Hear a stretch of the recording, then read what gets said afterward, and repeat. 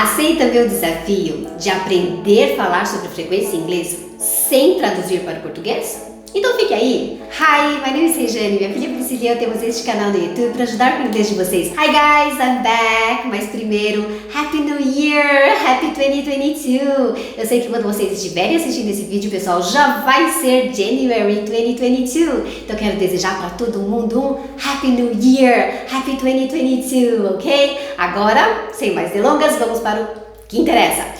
Vamos falar hoje aqui, pessoal, sobre frequência em inglês. Mas é um desafio para vocês, porque eu não vou traduzir o significado dessa gramática para o português. Isso, eu vou explicar para vocês em português, mas a estrutura em inglês eu vou definir em inglês. E vocês vão entender porque vocês vão ver que é muito mais fácil pensar em inglês do que vocês imaginam. É super, hiper importante pensar em inglês, vocês sabem disso. Então fiquem aí porque o vídeo está muito interessante. Pois bem, falando sobre frequência em inglês, você descreve a frequência, a regularidade que você faz alguma atividade. Nós chamamos essas palavrinhas de advérbios de frequência in English, ok? Então, o advérbio de frequência que descreve 100% das vezes, ou seja, você faz uma atividade 100% das vezes de uma determinada forma.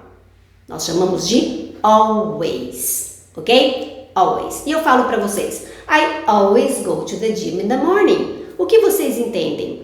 100% das vezes a Rejane vai à academia de manhã. Always. Um pouco abaixo do always, com um pouco menos de frequência, vem o usually. Not usually, não é som de Z, é som de J, usually. I usually go to the gym in the morning significa que 80% das vezes eu vou para a academia de manhã. Então você entende, a Rejane vai para a academia 80% das vezes.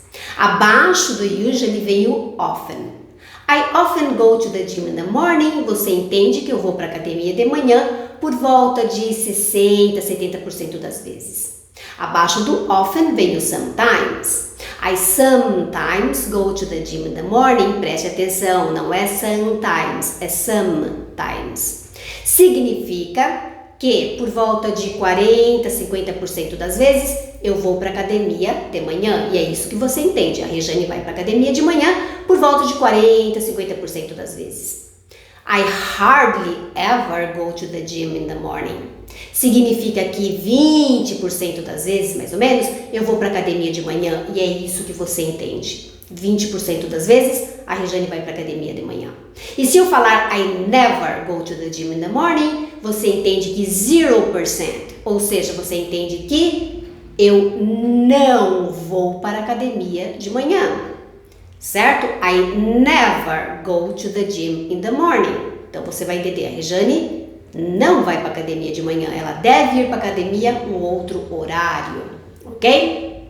Então pessoal, vejam, always 100%, usually 80%, often 60%, 70%, sometimes 40%, 50%, hardly ever 20%, never 0%.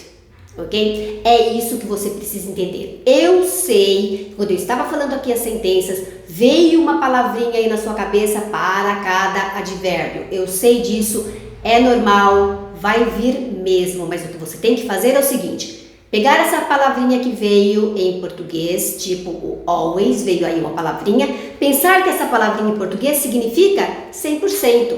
Quando eu falei never, veio uma palavrinha aí. Você tem que pensar que essa palavrinha significa 0%. E é isso. E quando você for escolher o seu advérbio de frequência, você também vai pensar na porcentagem. E não vai pensar na palavrinha em português. Você vai pensar na porcentagem de vezes. É isso. Para você parar de traduzir de uma vez por todas e começar a pensar em inglês, você tem que pensar na mensagem que aquela estrutura passa.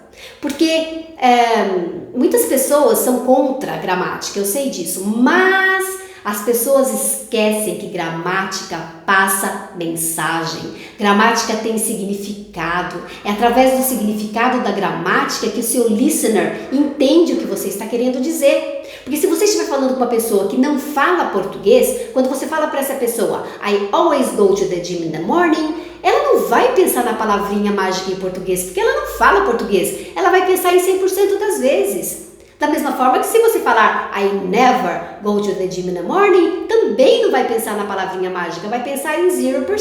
Vai pensar, she must work in the morning. Então, o que você tem que pensar é o seguinte, estrutura tem mensagem, estrutura tem significado. E quando você não traduz e pensa no significado ou na mensagem que aquilo passa, você evita o misunderstanding. Porque você escolhe a gramática pensando na mensagem que você quer passar. Então não traduza, mas eu sei que não é fácil. Eu já tenho um vídeo aqui falando sobre pensar em inglês e eu falo nesse vídeo que não acontece assim, não acontece mesmo. Você tem que ser treinado, você tem que ensinar o seu cérebro. E é isso que nós vamos fazer aqui para vocês com esses vídeos. Pegar na mão de cada um de vocês e levar pelo caminho, ensinando como pensar em inglês. Principalmente você que estuda inglês sozinho. Porque se você tem um teacher, esse teacher até pode fazer esse papel para você. Eu sei que nosso canal é visto por muitas pessoas que aprendem sozinho, mas também é visto por muita gente que faz curso. Mas não importa se você aprende sozinho ou faz curso, não importa, tá? Assista os nossos vídeos e aprenda a pensar em inglês. Agora vamos para a estrutura, tá? Como é que você monta a estrutura usando advérbio de frequência. É muito importante. Advérbio de frequência entra sempre antes de verbo principal. Viu que eu falei? I always go. O always entrou antes do go e todos eles entraram antes do go. É isso mesmo. Ele entra entre sujeito e verbo principal. Ele entra no meinho ali.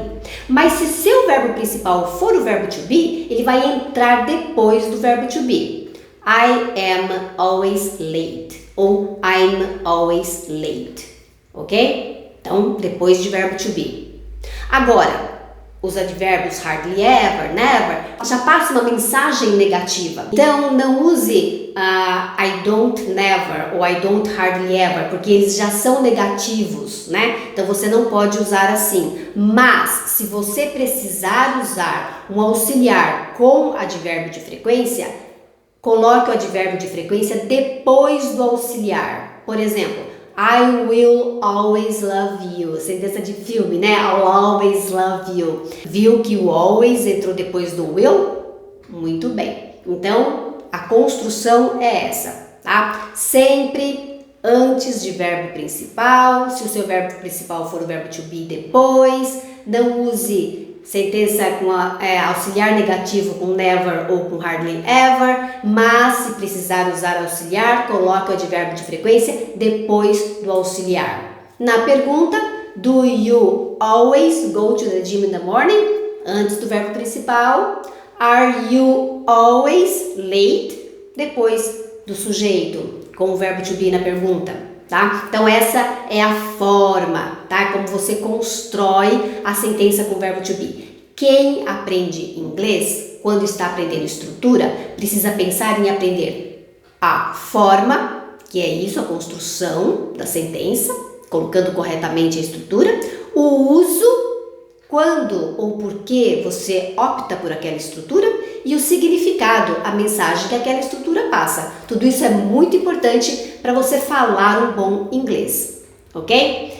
O advérbio sometimes, ele é mais flexível. Você pode começar a sentença com ele e falar Sometimes I go to the gym in the morning, tá? Os outros não são flexíveis assim. Só o sometimes, que é mais flexível, ok? Tanto faz, sometimes I go to the gym in the morning ou I sometimes go to the gym in the morning. Então pense no sometimes como um advérbio mais flexível, ok? E sempre pense nisso, eu não devo traduzir. Comece a treinar o seu cérebro, porque eu sei que você traduz tudo. Falando em estrutura, comece a treinar o seu cérebro para não traduzir mais, para pensar na mensagem que aquela estrutura passa. E você vai ver a mudança no seu inglês. Você vai ver como você vai começar a pensar em inglês aos poucos e vai desenvolver e vai passar a pensar em inglês totalmente, ok? Eu espero que esse vídeo tenha ajudado vocês Eu vou fazer mais vídeos assim, vou fazer um vídeo aqui mais completo falando sobre forma, uso e significado, ok? Isso tudo para ajudar vocês, tá? Espero ter ajudado. Agora, quando vocês forem treinar esses advérbios, não pense mais na palavrinha mágica em português, pense na porcentagem de vezes que você faz a atividade e escolha o advérbio, ok? Happy New Year! Bye bye! See you next time!